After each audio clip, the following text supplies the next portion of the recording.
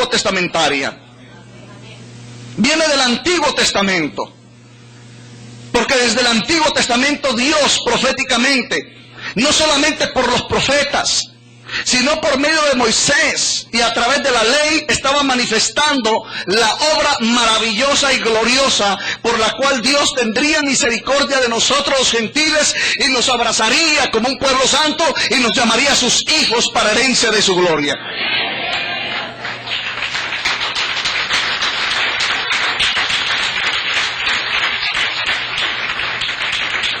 Entonces, el Señor está hablando una verdad suprema en la cual muchos cristianos han caído de esta verdad espiritual.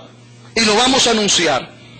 Versículo 1 de Lucas 22. Estaba cerca la fiesta de los panes sin levadura, que se llama la Pascua.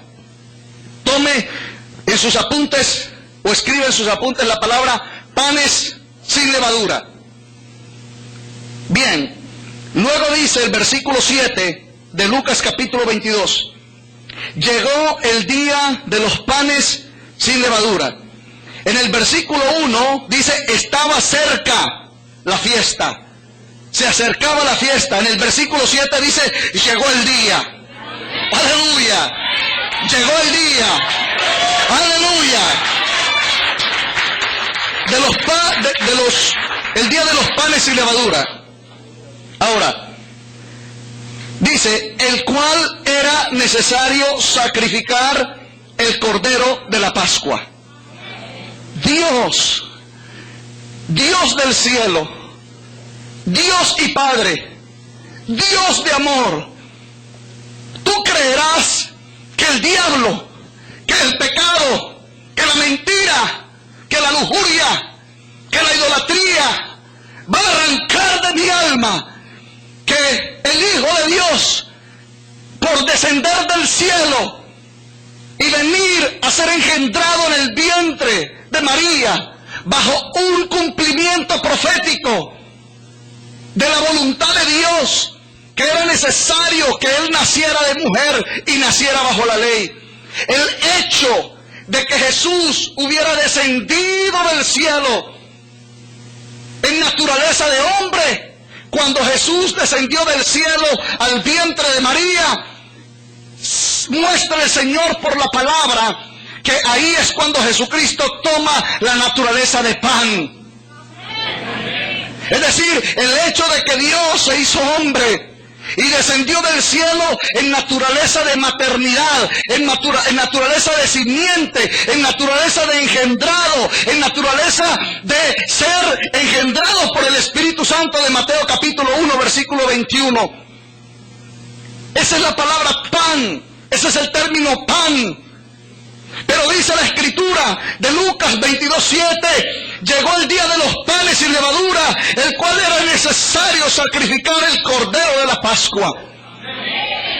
Entonces, este Jesús que descendió del cielo en naturaleza de pan, cuando de su sacrificio se trató, cuando de partir su carne por medio de bastonazos, de clavos, de corona de espinas, de darle flagelazos en su espalda, cuando de sufrimiento se trató, Él ya no era pan, ahora era un cordero, porque Él iba a derramar sangre por los pecadores, iba a limpiar con su sangre a los pecadores, iba a limpiar con su sangre a los impíos, iba a limpiar la mente y el corazón de todos aquellos que permanecían en el tiempo de su vida en el Espíritu. Sí, mi hermano, yo sé que esto es misterio para la iglesia, pero misterio que tiene que ser develado o revelado o enseñado o instruido por el Espíritu Santo a través de las funciones apostólicas. Entonces, vemos tiempos proféticos.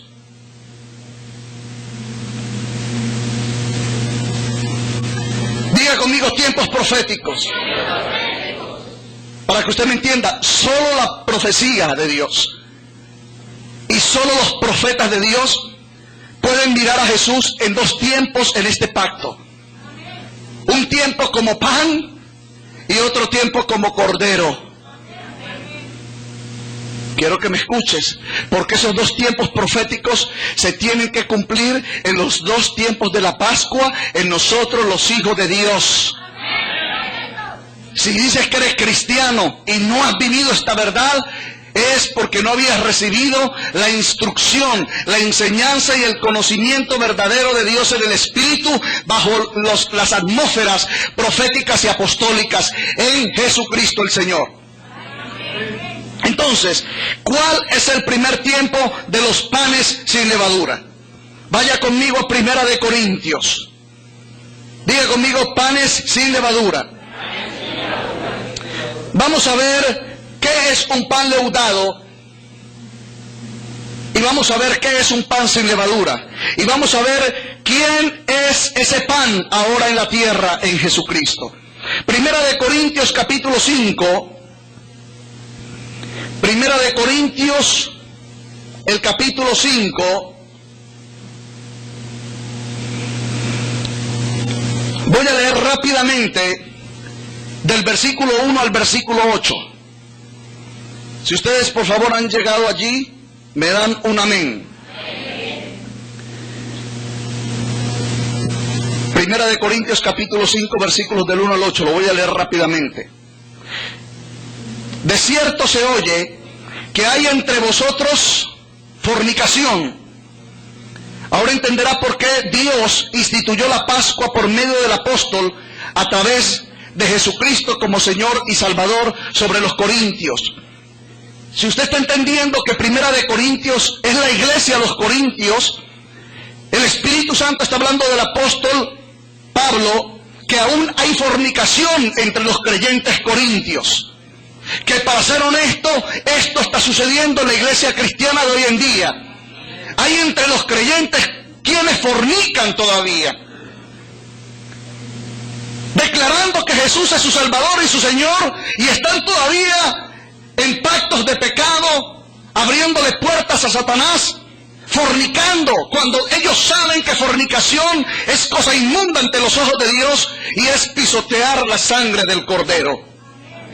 Es burlarse de la muerte de Cristo. Es anular el acto de fe por el cual Dios te ha salvado y te ha limpiado de tu pecado en el derramamiento precioso de su sangre en Cristo Jesús.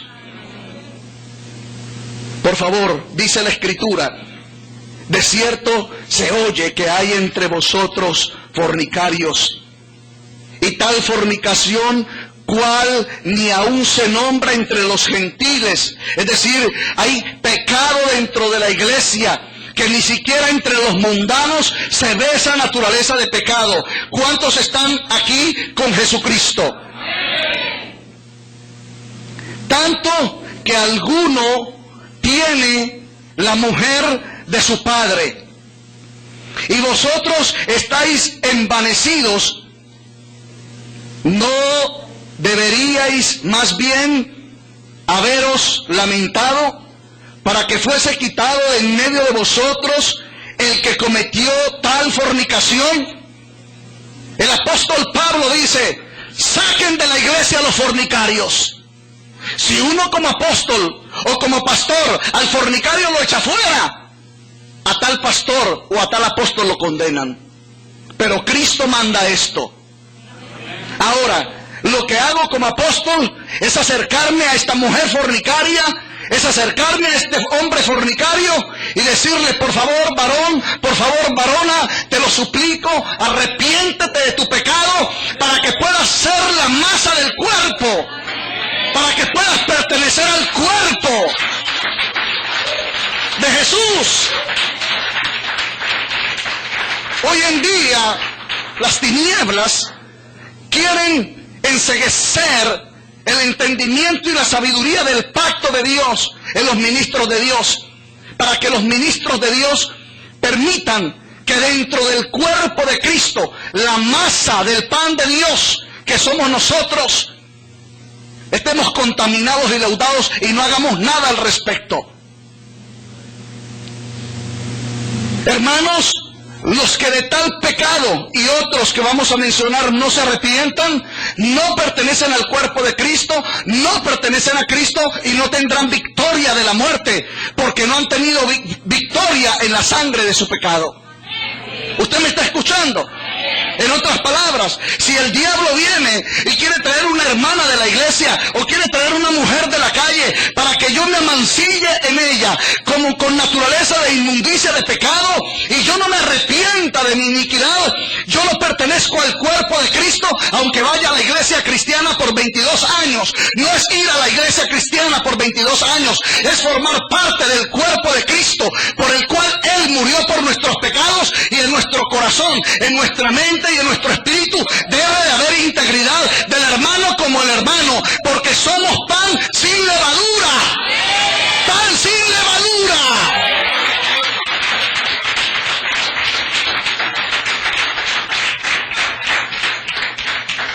Bendito su nombre.